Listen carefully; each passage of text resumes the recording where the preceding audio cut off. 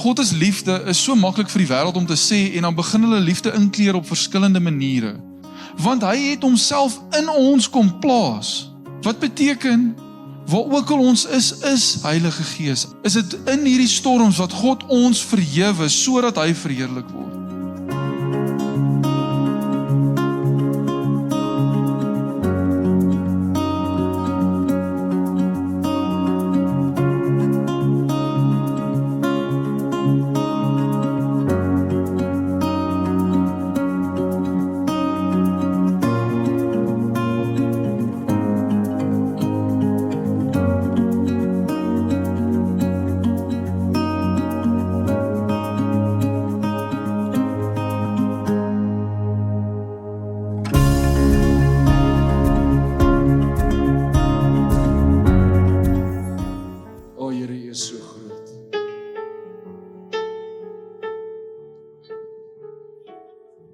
En selfs al het ons 'n oneindige hoeveelheid tyd, Here, om uit te roep en om te skree en te juig oor die goedheid en die grootheid,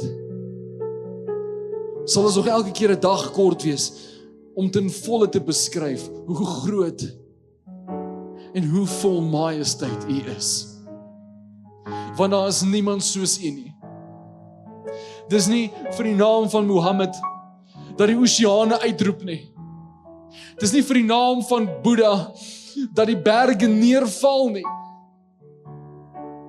Dit is in geen ander autoriteit as in die naam van Jesus Christus, waar die ganse univers dag en nag sing, heilig, heilig, heilig is die Here God Almagtig. Want die aarde is vol van sy heerlikheid. Hoe kan ons ooit begin om te beskryf hoe groot U is, Here? U wat tot in vandag se tyd nog red en genees en met U Gees doop, Here. Waar sal ons begin? Maar ek weet verseker dat ons nooit sal ophou nie. Want 10.000 jaar sal te min wees. En 100.000 jaar sal steeds te min wees.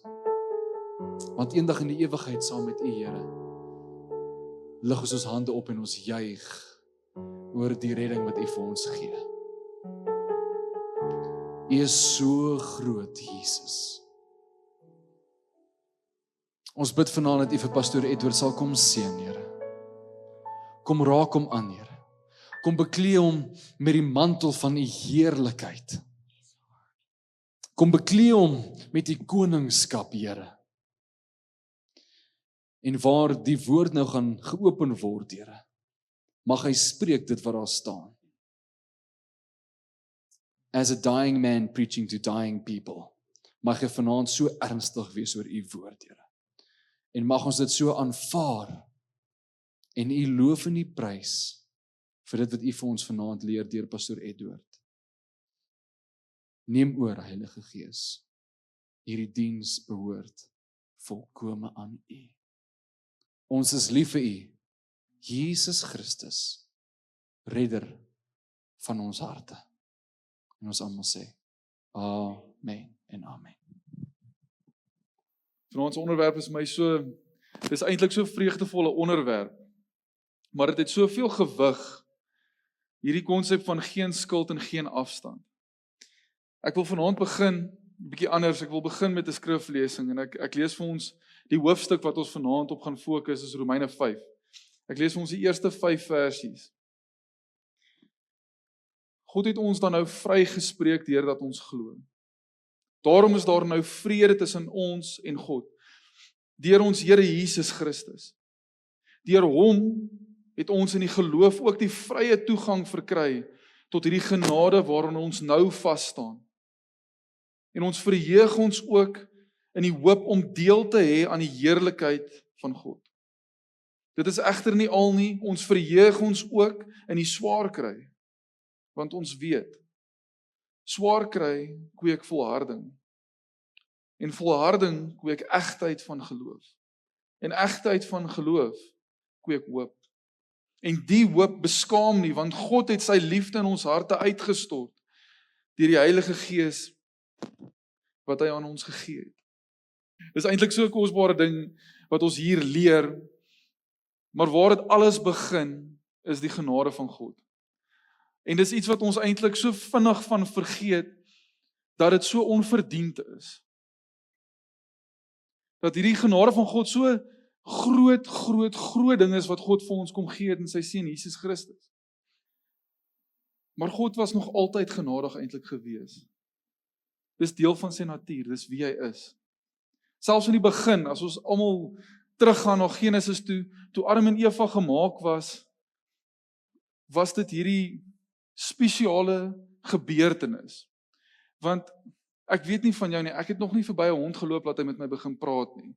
Ek het nog nie verby enige boom geloop dat ek hoor hoe hy die Here aanbid nie. Hy het iets spesiaals kom doen met die mens en dis iets wat nog nooit gebeur het nie. Van geskiedenis soos wat ons het nog nie eers van weet nie, tot toekoms wat ons nog nie van weet nie. Het dit nog nooit gebeur dat God sy beeld in iets kom sit het nie. Dis eintlik so, dis 'n massiewe gebeurtenis toe God sy asem in Adam in geblaas het. Om te sê, hierso is my beeld wat ek plaas in hierdie skepsel. Dis 'n groot gebeurtenis wat ons maklik van vergeet, want ons raak so vinnig besig, net soos wat, en dit raak amper verwarrend om te dink, dit raak besig in die tuin van Eden, jy weet, in ons tyd nou, hardloop ons so vinnig rond, en ons sien so baie goed, en alles is so shiny. Daar is die tuin van Eden gewees, en ons kan maklik onsself ook in daai skoene sit om te sê, maar wat as ek nou in hierdie perfekte omstandighede kon wees? Wat as ek sonder stres, sonder angstigheid, sonder onsekerheid, sonder armoede, sonder pyn, sonder aggressie, sonder moord, as ek in so 'n area kon wees, waar alles wat ek nodig gehad het, vir my gegee was, ek hoef eers klere te gaan koop het nie. Alles is perfek, net soos wat dit is in die tuin van Eden. Dit is wat God beplan het met die mens. Maar as ons onsself daarin sit, is dit maklik vir ons om te dink, okay, jy weet wat, Adam en Eva, as ek hulle daar in die hemel kry, gaan ek hulle reguit vertel. Wat het jy gedoen? But why? Verstaan, ons sukkel om te verstaan hoekom hierdie mense wat hierdie perfekte pakket gekry het, dit net nie kon hou nie. Maar dit het begin by iets wat in ons ook plaasvind. Hulle het in hierdie perfekte omstandighede nog steeds hierdie saad van sonde ervaar. Dit het net versoeking gevat. Dit het net iemand gevat wat sê, jy weet wat, jy kan jou eie reëls maak. Jy kan hoor as God ook wees. Die eerste een wat dit gedoen het, is die duiwel self, toe hy homself hoor as God wou ag. Toe rebelleer hy, toe hardloop hy weg met 1/3 van die engele, en hier kom hy en hy doen dieselfde met dit wat die beeld van God in het. As daar nou 'n resep sou wees vir 'n suksesstorie, sou dit gewees het. Ek weet nie van julle nie, dit klink vir my soos die mooiste begin, en dan hier 4-5 jaar lank is dit net alles wat skud, aardbewings en alles gaan net mal. En ons wag nou nog dat Jesus terugkom. Maar dis hierdie God wat hierdie Vader is, dis hierdie God wat hierdie redder is, die Vader wat geskaap het, die Seun Jesus Christus wat ons kom red het, en die Heilige Gees wat nou nog by ons is en ons help. Maar hierdie absolute goedheid wat God vir ons bewys het, sal ons nog steeds so miskyk. Ons mis dit heeltemal en ons beweeg verby dit, en dan moet jy nou amper vir jouself afvra, wat se vermetelheid is dit, dat ons na die almagtige skepper van die heelal toe kan kom en sê, Here, ek stem nie saam met wat, dis nie net wat u sê nie, maar dis wie u is. Dat ons na hom toe kan kom en sê, ek stem nie 100% saam wat hier aangaan nie. En dis so diep geankerde ding, dat die Here ons so geseën het, maar ons is nog steeds besig om ons eie skepsels, ons eie beelde te maak, waar hierdie onkruid in ons begin groei het, dat ons hierdie beeld van God heeltemal miskyk. Dis wanneer ons hierdie ander gode in hierdie wêreld sien, Theodor het voor die tyd gebid, hier's al hierdie verskillende weergawes van God in die wêreld, wat vir ons gegee word, van hierdie een sê dit, en daai ene sê dat, hierdie een sê, jy gaan eendag in die hemel kom, en jy gaan al die vrouens in die wêreld kan kry, wat jy, een is vir my genoeg. As ek voor jou kom staan, dan sien jy nou, hierdie wit Suid-Afrikaner wat Afrikaans praat. Sien enigiemand iets anders? Ek het minder haar as die algemene Suid-Afrikaner, maar ek is nog steeds 'n Suid-Afrikaner wat Afrikaans praat, en ek is wit. Ek is so 1.83 meter. Maar wat ons geneig is om te doen is die volgende. Hier kom 'n ander man by die deur ingeloop. Jy het nou gesien wie ek is en hoe ek lyk. Hier kom 'n ander man by die deur ingestap en hy sê, "Jessie, kyk daai kort Chinese man op die verhoog." Ek skat hom seker so 1.5. En nou kyk jy hom so aan en jy dink, iets is fout met hierdie ou. Ek weet nie wat hy sien nie, dit maak nie sin vir my nie. Nou kom die ander man hier in, en hy sê, "Kies, daai is 'n groot Nigeriër op die stage. 1.9 meter lank skat ek so." En albei van hulle kyk nou hierdie ou aan, want hy sê, "Maar daai is 'n Chinees, waarvan praat jy?" Nee, ons is in Suid-Afrika, jy is 'n wit Suid-Afrikaner op die stage wat nou praat. En ons is geneig om dieselfde met God te doen, en dit klink so simpel vir ons, dat iemand bereid sal wees om dit te doen, of dat iemand so kan sien, so mis kan kyk, dat ons staan in front en ons wonder, wat's fout met hierdie ou? Of wat's fout met hierdie mens? Waar kom hierdie vrou vandaan? En dis wat ons maklik kan doen. Dit is hierdie versoeking. Dis wat die vyand vir Adam en Eva kom sê het, is hierdie God wat julle so goed ken, saam met wie julle so baie gewandel het. Verander maar 'n bietjie, want julle kan ook soos hy wees, maar net op julle eie manier. En dis hoe hierdie plan van God heeltemal vernietig word. Dis want die plan van God was om die tuin van Eden saam met ons almal te hê. Die plan van God was om saam met ons te wandel waar ook al ons gaan. Dis nou nog iets wat my heeltemal uit my kop uitglip, dat ek kan besef dat wanneer ek werk toe ry, wanneer ek winkel toe ry, waar ook al ek is, as ek besig is om met my vrou 'n verskil te hê, is God daar by my. En ons het die geneigtheid om te vergeet, ons het hierdie helper by ons. Dit is nie net iets wat ons onsself noodwendig moet herinner nie. Dit is iets wat in ons geprogrammeer amper moet wees.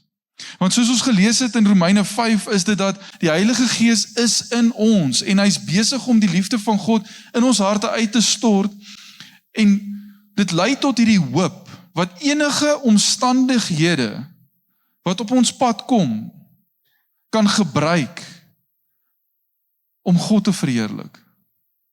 Is dit nie die mooiste storie ooit nie? Want God het dit gedoen selfs in die tuin van Eden. Toe die mens wat in die tuin was, besef het wat hulle gedoen het, en hulle het gedink alle hoop is verlore, het God reeds 'n belofte aan hulle gemaak. Maar God het nie gesê, omdat julle nou verder van my af weggegaan het, sal ek 'n bietjie verander sodat ek naby aan julle kan kom nie. Hy sal dit nooit doen nie, hy kan dit nooit doen nie, hy is wie hy is. Dis wat hy vir Moses gesê het, ek is wie ek is. Ek is standvastig, ek sal nie verander nie. En dis juis in hierdie interessante, dit is 'n mooi gedeelte eintlik. Want is reg voordat hierdie wildernis epidemie amper plaasvind, waar Israel hierdie geleentheid het om God te sien. Dis in Levitikus. Wie lees Levitikus deur? Jessie, wel dan. Ek hoor nooit iemand wat sê, Jessie, Levitikus het my vandag getref nie. Want gewoonlik is dit hierdie wet op wet op wet op wet op wet. Maar hierdie mooi prentjie wat Levitikus vir ons verf, is om te sê, sit jouself eenkant. Sit jouself buite die wêreld, want God wil jou hier gebruik. God wil nie hê jy moet deel van die wêreld wees sodat jy soos die wêreld begin lyk nie. Ons gaan 'n bietjie dieper in dit ingaan vanaand. Maar dis hierdie verhouding wat God met ons wil hê, sodat ons 'n priesterdom kan wees. Maar ek wil vanaand vir jou vra, en dis hier waar ons nou 'n bietjie dieper in die woord in gaan, is, hoe lyk die verhouding wat jy het met God? Is dit 'n verhouding waar, wanneer jy na hom toe kom, dat jy elke dag wat jy opstaan, elke dag, nie op goeie dae nie, en party mense hierdie slegte dae nodig, om desperaat genoeg te word, om na God toe te gaan. Maar op elke dag, God beter te leer ken, in plaas van, om dit wat ons nou al geleer het, want God is liefde, is so maklik vir die wêreld om te sê, en dan begin hulle liefde inkleer op verskillende maniere. I don't know, hoe jy dit gehoor. Maar dan kan ons geneig wees om hierdie goedjies in ons lewe in te verf op hierdie fantastiese portret wat God vir ons gegee het. Soos wat ons lewe uitspeel, is hy besig om vir ons die klere by te voeg. Hy is besig om vir ons te sê, dis meer van my.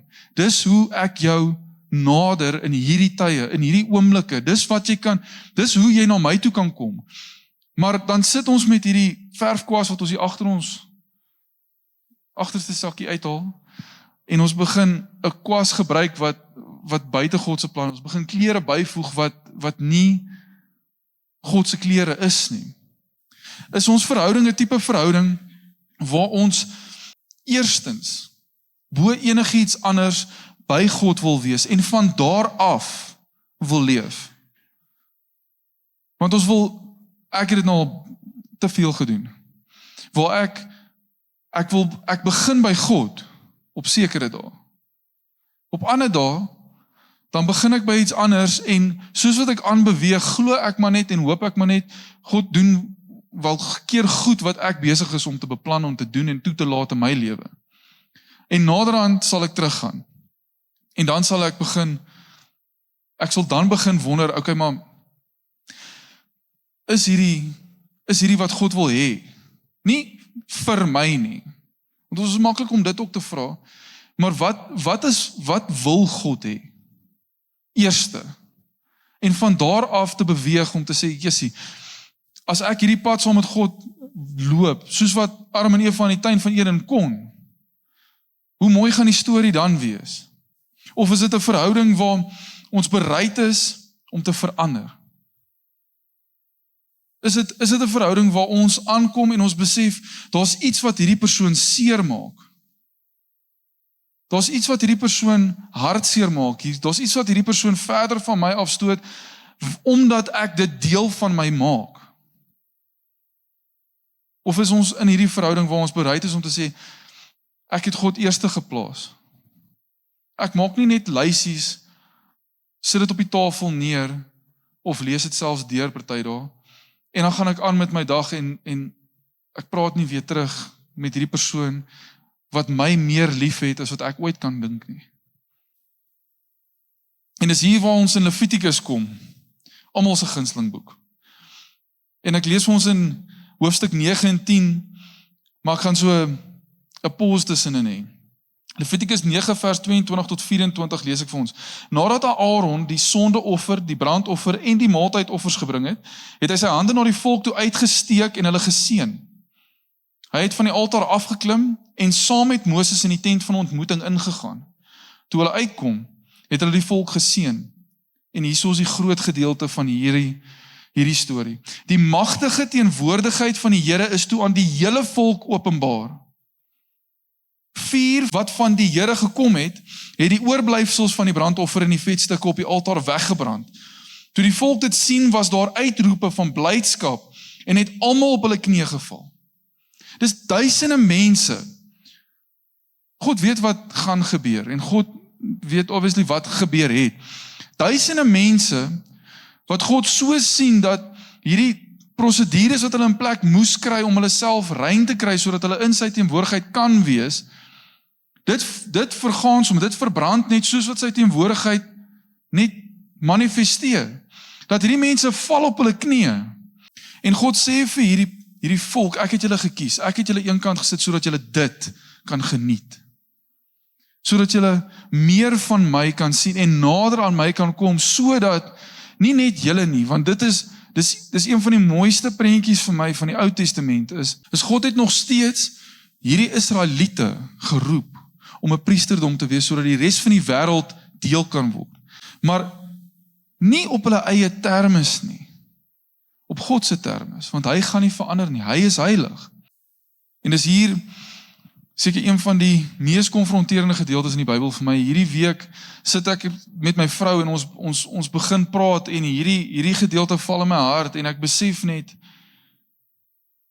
God wil soveel meer hê as wat ons dink.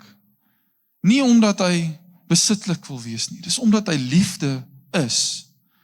Hy is jaloers vir die liefde wat in ons is, en ons gaan nou 'n vers lees wat soveel meer vir ons daarvan vertel, maar in Jakobus 4 lees ek vir ons van vers 4 tot 10 af. Dit sê, weet julle nie julle ontrou is dat vriendskap met die wêreld vyandskap teen God is nie? Wie 'n vriend van die wêreld wil wees, wys daarmee dat hy die vyand van God is. Of dink julle dat die skrif sonder rede sê dat God die gees wat hy in ons laat woon heeltemal vir homself wil hê? Maar die genade wat hy gee is nog groter as dit. Daarom sê hy, God weerstaan die hoogmoediges, maar aan die nederiges gee hy genade. Dis die mense wat hoogmoedig genoeg sal wees om te sê, ek weet, hierdie is nie wat God wil hê nie. Ek weet dit. Diep binne in my hartjie, weet ek, dis nie wat God wil hê nie. Maar hy sal aanpas vir my. Hy sal vir my 'n uitsondering maak. Hy sal dit selfs kan gebruik. Want dit is maklik vir ons om te sê, dit wat selfs in die duisternis is, daar sal daar lig wees. Ons is nie geroep om die duisternis te wees nie.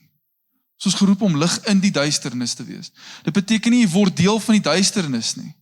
Dit beteken ook nie jy baljaar in die duisternis en gaan sê jy is hierdie liggie wat skyn nie. Dit beteken om jouself te onderwerp, wat vers 7 sê. Ek lees net weer daai vers 6. Aan nederiges gee hy genade. Wat beteken dit? Dit beteken, onderwerp julle dan aan God, staan die duiwel teë en hy sal van julle af wegvlug. Nader tot God en hy sal tot julle nader. Was julle hande, sondaars, en reinig julle harte, huigelaars. Bekla julle ellende, treur en huil. Laat julle vrolikheid in rou verander en julle blydskap in droefheid. Onderwerp julle in nederigheid voor die Here en hy sal julle verhoog.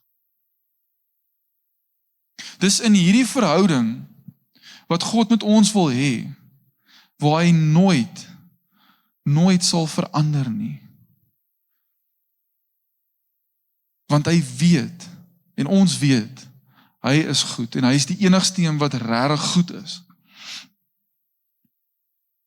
Want dis maklik om hierdie brullende leeu wat rondloop om te slag en te steel en te vernietig, te sien as hierdie wraaksugtige wat hy is, vader van leuns wat hy is, hierdie skurk wat hy is, wat rondloop en hierdie wrede goed doen, maar sonde lyk nie altyd so nie. Dis nie altyd so voor die hand liggend om te sê, hy moes nou nie daai ou doodgeskiet het nie. Dis nie so maklik om te sê, hy moes nou nie daai persoon vermoor het nie. Dis baie keer self so, dat jy jouself moet vra, ek vra myself, ek moet dit meer vra, wie sit op die troon op die oomblik? Is dit ek wat myself daar sit, of is dit iets anders wat ek daar sit? Dit raak so eenvoudig, maar dit raak so ingewikkeld. Ons raak so vinnig captivated, net soos wat hier in die einde van hierdie Levitikus gedeelte wat ons gelees het, die einde van hoofstuk 9, is dit hierdie hoogtepunt wat Israel bereik het om te sê, ons het God nou gesien, ons almal het op ons knieë neergeval, ek kan dink almal het huis toe geloop daai aand en gesê, wow, dit was amazing, kom ons doen dit weer. En al was Daar was 2.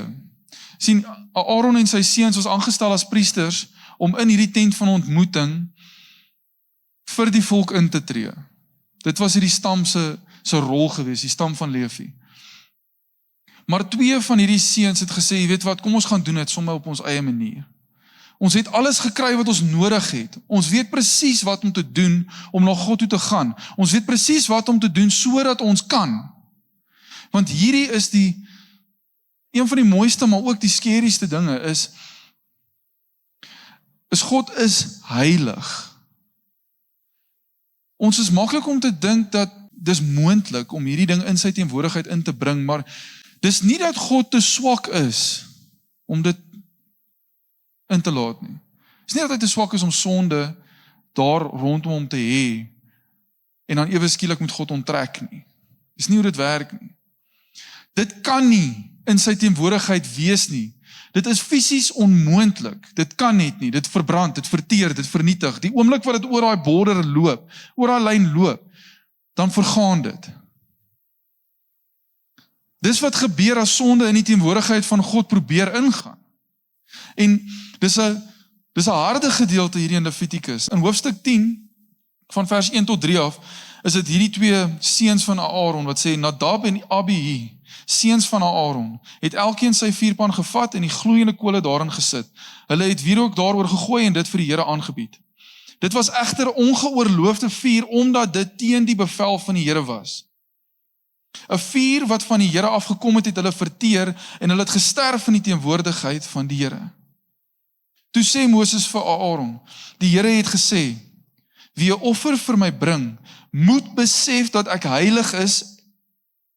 Sy onsag vir my moet vir die hele volk duidelik wees. En die pa van hierdie 2 seuns staan voor Moses en hy sprakeloos. Hy kan niks teen dit sê nie. Sê iets teen dit, dan moet God verander. Dis nie om te sê dat God hierdie wraaksinnige God is nie. Dis om te sê dat God hierdie standvastige God is.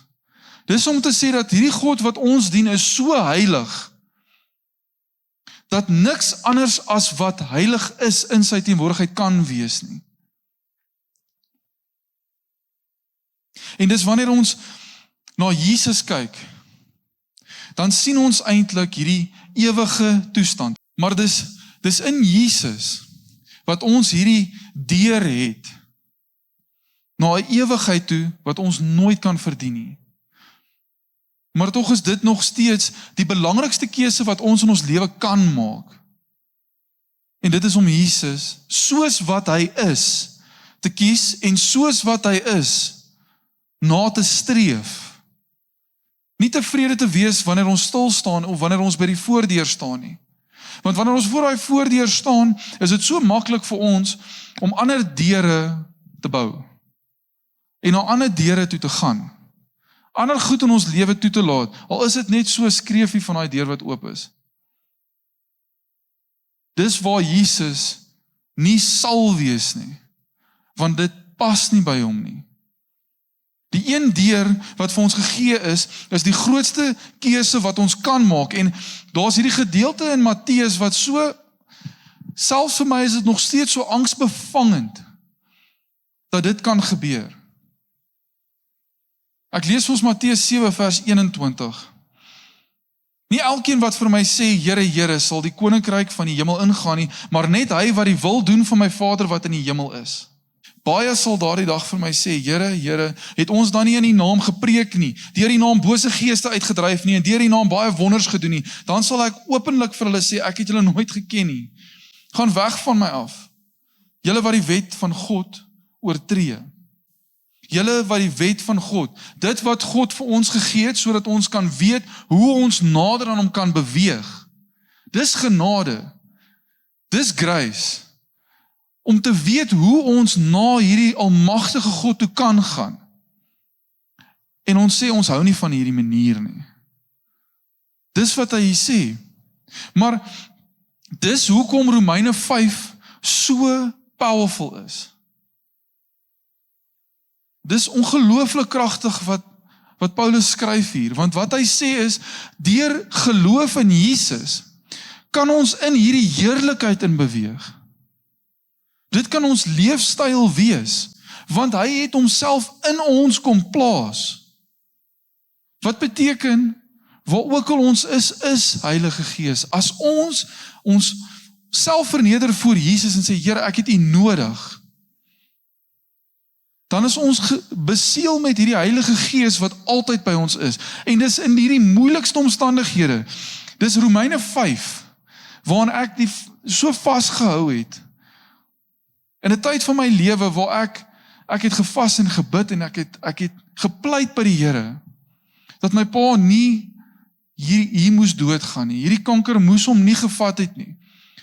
En daar's 'n dag wat hy sit en hy's besig om homself te bekommer oor iemand anders se probleme. Hierdie man het nou medikasie gekry dis die sterkste pynmedikasie wat jy buite die hospitaal kan gebruik. En dit gee hom 'n halfuur van verligting en hy kan elke 6 uur hierdie goed vat. Hy sit nou al by uur 3 of 4. En hy sit en bekommer homself oor iemand anders se probleme. Dis wat Romeine 5 beteken. Dat in hierdie pyn en lyding, in hierdie trials en tribulation wat ons ervaar hier, kan ons hoop hê, wat 'n liefde in ons aktiveer, wat geen mens in hierdie wêreld kan verstaan nie. As ek hierdie vir iemand in die wêreld moet vertel, dan gaan hulle nie verstaan wat ek sê nie. Hulle gaan een of ander manier probeer gebruik om te sê, dalk was daar nog iets fout gewees. Maar as hier in Matteus 7, waar direk na hierdie gedeelte, praat dit van hierdie, en ons almal ken hierdie ene van, by jou huis op die rots nie op die sand nie. Ons ken hierdie vergelyking. Maar, dit is so maklik. As ons in Lukas 6 gaan kyk, is dit eintlik so 'n mooi prentjie, wat Lukas vir ons gee hierso is, die rots is standvastig en hy is daar. Maar ons het hierdie geneigtheid om sand bo-oor te gooi, en ek wil vanaand, dit lê so swaar op my hart, ons moet versigtig wees waar ons kop neerlê. Want as ons onsself gaan neerlê op die sand, sal die sand sy vorm verander, sodat ons gemaklik kan lê. Wanneer ons op die rots gaan lê, dan is dit 'n ander storie. Ons gaan moet adjust. Het gaan nie altyd gemaklik wees nie. Inteendeel, ek het nog nooit op 'n rots gaan lê en gemaklik gevoel nie. Daar's goed wat moet gaan. Op die sand is dit so maklik om gemaklik te word en te dink, Jesus, hierdie is die regte plek om te wees. Dan is dit hier in Matteus 7, ek gaan dit gou vir ons lees. En elkeen dan wat hierdie woorde hoor en daarvolgens handel, kan vergelyk word met 'n verstandige man, wat sy huis op die rots gebou het. Die stortreën het geval, die vloedwaters het gekom, die winde het teen daardie huis gewaai en daarin geruk. En tog het dit nie ingestort nie, want die fondament was op rots. En elkeen wat hierdie woorde van my hoor en nie daarvolgens handel nie, kan vergelyk word met 'n dwaas wat sy huis op sand gebou het. Die stortreën het geval, vloedwaters het gekom, winde het teen daardie huis gewaai en daarin geruk en die huis het ineengestort en is heeltemal verwoes. Die dag wat 'n storm kom, gaan sand jou nie help nie. En in Lukas 6 is dit hierdie mooi prentjie waar hy sê, jy moet deur hierdie grond, deur hierdie sand grawe, sodat jou fondasie op die rots kan wees. Sodat wanneer hierdie rukwinde kom en hierdie storms kom, dat jy staande sal bly. Dis die ding, as ons op hierdie rots bly, al is dit hoe ongemaklik op sekere tye, is dit in hierdie storms wat God ons verhewe, sodat hy verheerlik word. Dis hierdie genade van God, wat bruikbaar is in die hande van die kinders van God, sodat ons Vader verheerlik word. Want dis die ding wat Romeine 5 sê is, die omstandighede wat wat die mens so vinnig kan onderkry, is die omstandighede wat God kan gebruik om vir die wêreld te wys, hy het vir die wêreld gekom sodat hulle gered kan word. Hy het nie gekom sodat hy kan verander nie. Hy het gekom as 'n lig, en daai getuienis sal altyd daar wees. En in hierdie omstandighede wat ons in ons lewens ervaar, wat so swaar en donker is juis waar die lig die helderste gaan skyn. Dit is so moeilik in hierdie omstandighede om te dink, Here, dis die moeilikste woorde om seker te bid. Gebruik my omstandighede. Ek sit myself op daai altaar. Dis die moeilikste gebed om te bid. Om te sê wat ook al met my nou gebeur, weet ek, U is almagtig en U kan dit gebruik. Die val van die mensdom het God gebruik. Dis wat Romeine 5 later sê, hy praat van Adam wat hierdie vloek oor die mensdom gebring het as gevolg van die sonde. Maar Jesus wat gekom het en genade oor die mensdom uitkom stort het. Maar hy gaan nie verander nie. Ons is die enes wat moet verander. Dis eintlik veronderstel om ons opgewonde te maak, om te weet dat daar nog iets voor lê. Nie net in die moeilike tye nie. Daar is 'n gedeelte waar Paulus skryf, raak maar opgewonde wanneer dit moeilik raak. Ek is nog nie so geestelik nie, ek weet nie of jy iemand is nie. As jy so geestelik is, asseblief, kom vertel ons. Ek raak nie te opgewonde wanneer die moeilike tye kom nie, maar wat ek wel weet, en dit maak nie sin vir die wêreld nie, is ek weet ek's nie in beheer nie. Dis alles God. Ek het nie beheer oor wat vanaand later gaan gebeur nie. Ek het nie beheer oor wat môreoggend gaan gebeur nie. Maar dis in hierdie omstandighede wat ons op hierdie rots moet bly. Nie op hierdie sagte laasand nie. Romeine 5 vers 21 sê vir ons iets. Ek lees dit gou vir ons. Die doel was dat, soos die sonde deur die dood heerskappy gevoer het, die genade deur die vryspraak ook heerskappy kan voer en tot die ewige lewe kan lei deur Jesus Christus ons Heer. Dis wat God wil doen. God wil hê ons moet vry leef van skuld. God wil hê ons moet vry leef van afstand. Hy wil saam met ons gaan so naby as wat dit moontlik is. Daar's een faktor wat dit beïnvloed. En dit is ons. Ons bepaal hoe naby God aan ons kan kom. Dit voel amper ons is nie veronderstel om hierdie krag te hê nie. En ek dink dit is 'n negatiewe krag, ek weet nie van jou nie.